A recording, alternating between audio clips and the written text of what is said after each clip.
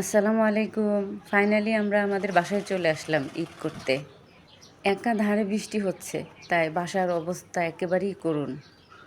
দরজা জানলাগুলো খুলে দিয়ে প্রথমে ক্লিন করার কাজ শুরু হয়ে গেল। ঝাড়া, মোছা, পোছা, ধোয়া।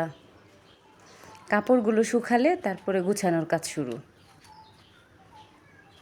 দেখেন আমার ফুলের টবগুলো কেমন যেন এক ধরনের ময়লা হয়েছিল, এগুলোও ধুয়ে ক্লিন করলাম।